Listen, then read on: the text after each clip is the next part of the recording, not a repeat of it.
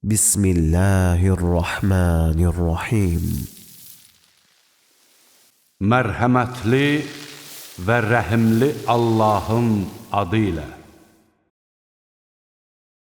Elhamdülillahi Rabbil alemin və salatu və salamu alə əşrəfil ənbiya və seyyidil mürsəlin əmmə ba'd. Rabbi şrahli sadri və yessirli əmri və hlul uqdətən min lisani yefqahu qawli. Möhtərəm müsəlman bacı və qardaşlar, Ramazanı sağ-salamat sona yaxınlaşdırmağı bizə nəsib edən Allaha həmd sənalar olsun. Qullarından dilədiyinə gözəl oruç tutmağı və namaz qılmağı ehsan edən Allaha sonsuz şükürlər olsun. Şəhadət edirəm ki, Allahdan başqa ibadətə layiq, haqq olan məbud yoxdur. O təkdir, onun heç bir tayı bərabəri yoxdur. Onun oxşarı, misli və şəriki yoxdur. Əziz müsəlmanlar, sizlərə və özümə Allahdan layiqincə həya edib təqvalı olmağı tövsiyə edirəm. Çünki Allahdan layiqincə qorxmaq, tükənməyən xəzinə, məğlub olmayan güc, bağlı qapıların açılması, sıxıntıların uzaqlaşdırılması, ruzinin genişlənməsi və qəlbləri və düşüncələri aydınlatan bir işıqdır. Ona sahib olan ən şərəfli mərtəbələrə çatar.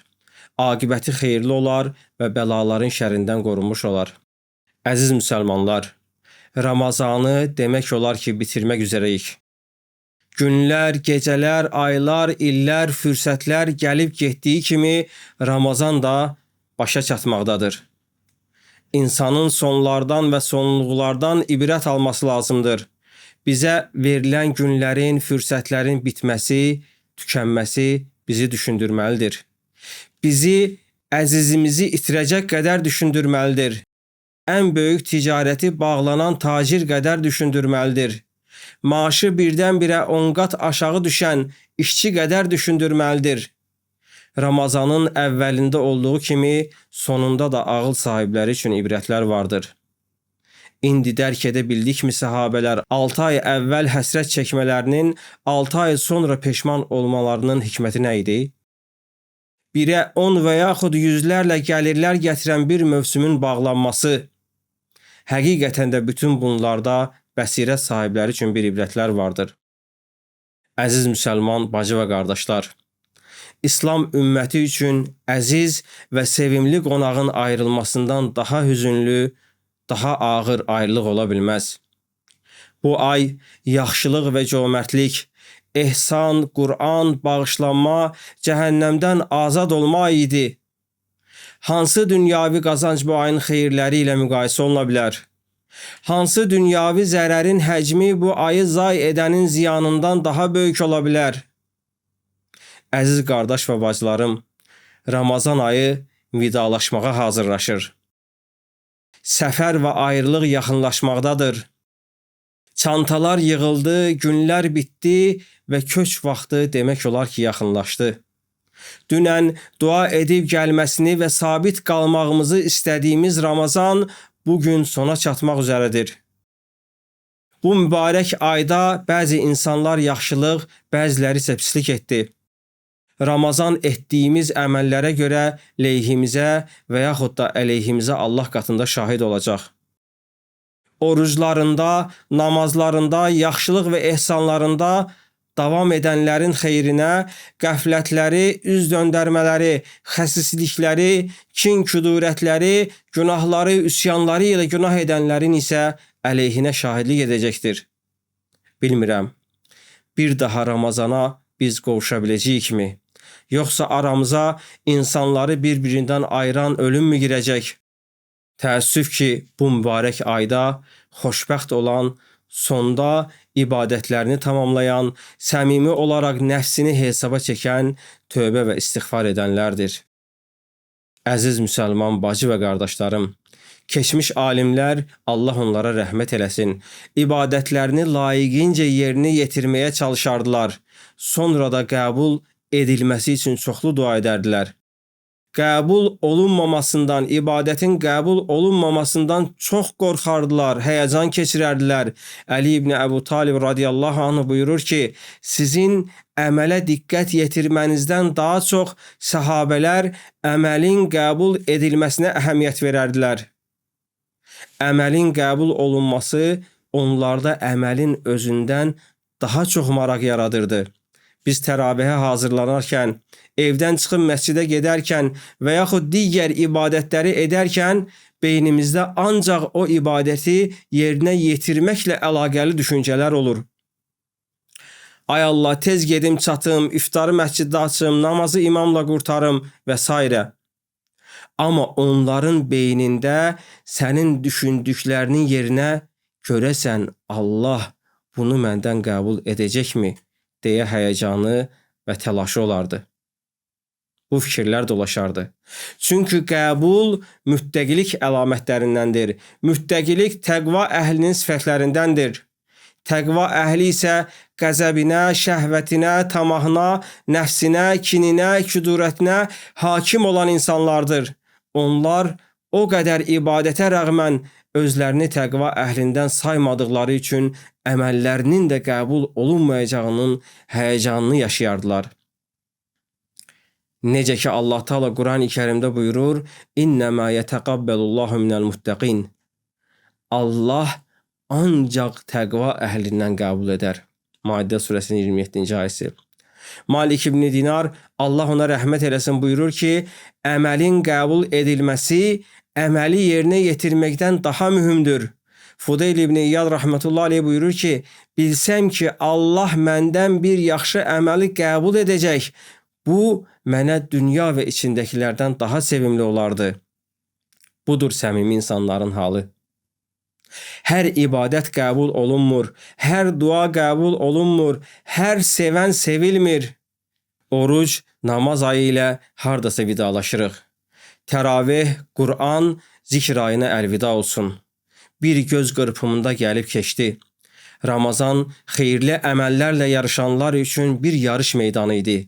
O indi bizimlə vidalaşır. Onun az da olsa qalan hissəsinin qədrini bilək. Onu boş keçirtməyək. 11 ay gecə-gündüz oruç tutub, gecə səhərə kimi namaz qılsaq, Ramazanın 2 rükət təravihinə bərabər ola bilməz. Digər aylarda Ramazan ayının fəzilətini geri gətirmək mümkün olmur.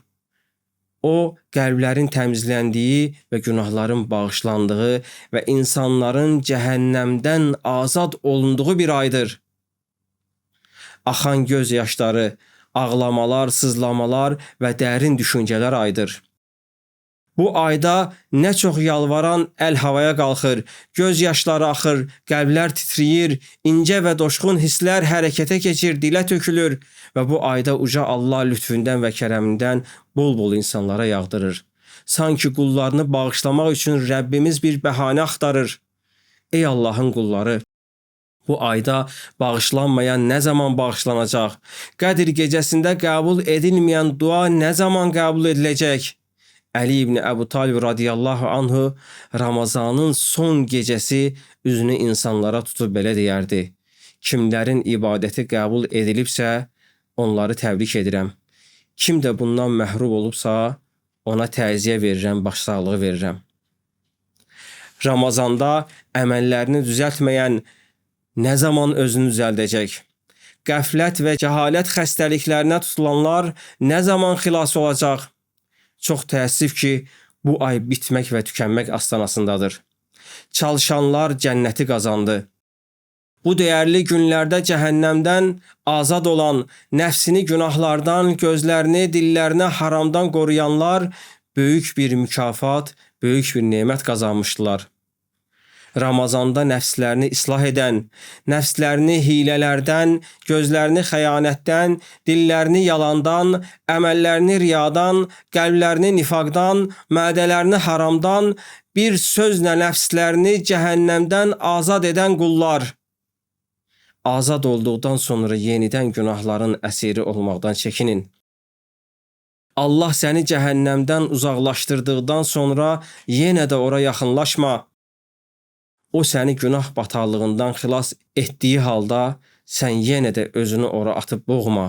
Sonra ağlayıb sızlayacaqsan. Bu məsələlərdə diqqətli olun. Peyğəmbər sallallahu aleyhi və səlləm buyurur ki,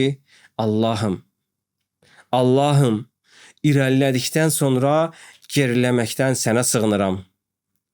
Bəlkə də bəzilərimiz növbəti ilə qalmayacaq. Əcəl buna izin verməyəcək. Qiyamət yaxınlaşdıqca növbəti ilə qalma şansı getdikcə azalır. Zəlzələlər, müharibələr, kütləvi xəstəliklər və s. Bu ayda cəhənnəmdən xilas olan, saadəti qazanan necə də xoşbəxt insandır. Bu qənimətləri və qazancları əldən verən necə də yazıq bir insandır. Yenidən Ramazanın gəlməsini istəyən qardaşım, bəlkə də bu imkanı gələn il əldə edə bilməyəcəksən.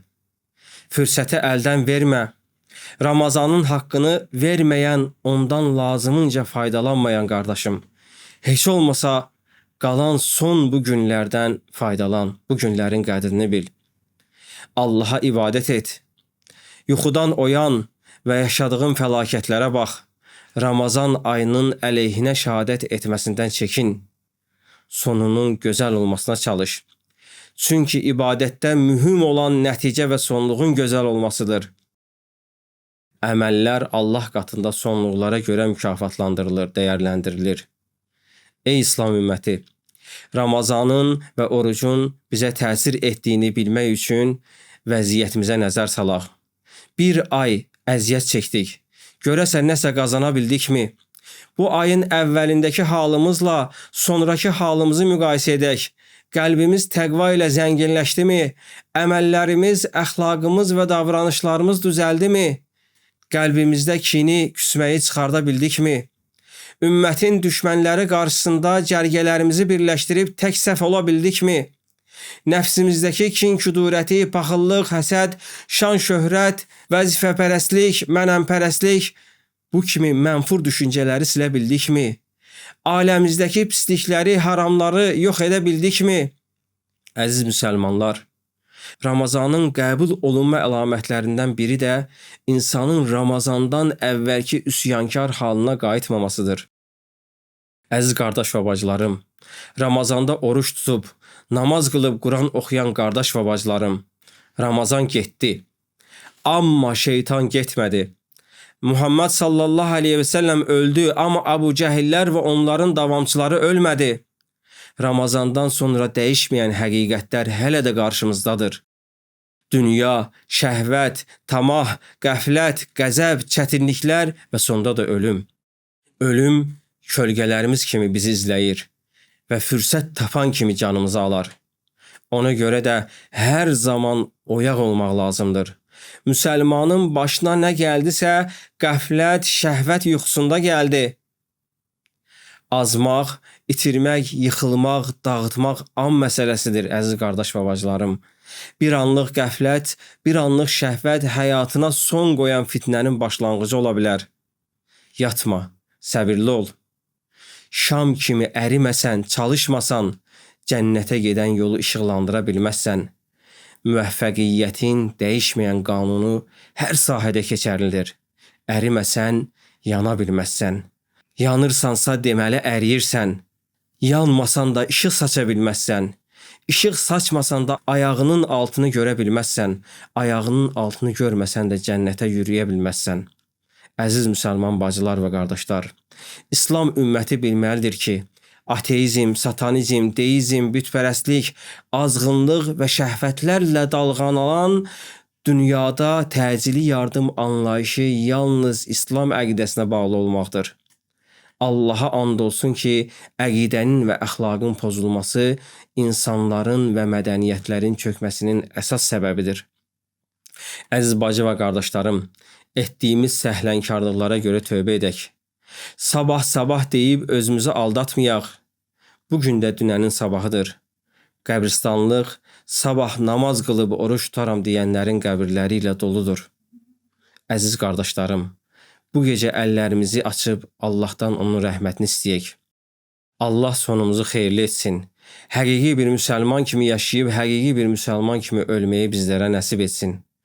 Uca Allahdan qıldığımız namazları, tutduğumuz orucları və etdiyimiz duaları və digər ibadətləri qəbul etməsini, lütf və kərəmi ilə bizləri bağışlamasını və cəhənnəmdən azad etməsini, uzun illər bizləri Ramazana sağ-salamat qovuşturmasını diləyirik.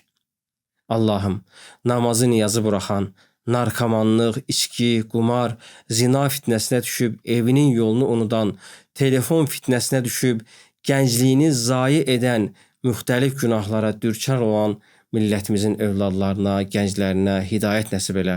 Ya Rabbi, adları unudulmuş, torpaq altında çürümüş, nəsilləri kəsilmiş, yer üzərində onlara dua edəcək kimsələri qalmamış, dünyadan köçən müsəlmanların günahlarını bağışla. Qəbir əzabını onlardan qaldır, qəbirlərini nurla doldur. Axirətdə özümüzə istədiyimiz hər xeyri onlara da nəsib et. Qorxduğumuz və sığındığımız hər şeydən onları qoru. Ya Rabbi, bütün səhv və qüsurlarımızdan bizləri salamat elə. İçimizdən axirətə köçən ata-analarımızın, əmi-bibilərimizin, dayı xalalarımızın, qohum əqrabamızın, tanış və dostlarımızın günahlarını bağışla. Yerlərini cənnət elə, Peyğəmbər sallallahu aleyhi və səlləmin şəfaətinə nail elə. Və axiri dəvanə enilhamdülillahi rabbil alemin və sallallahu və səlləm alə nəbiyyina Muhammed və alə alihi və sahbihi və səllim.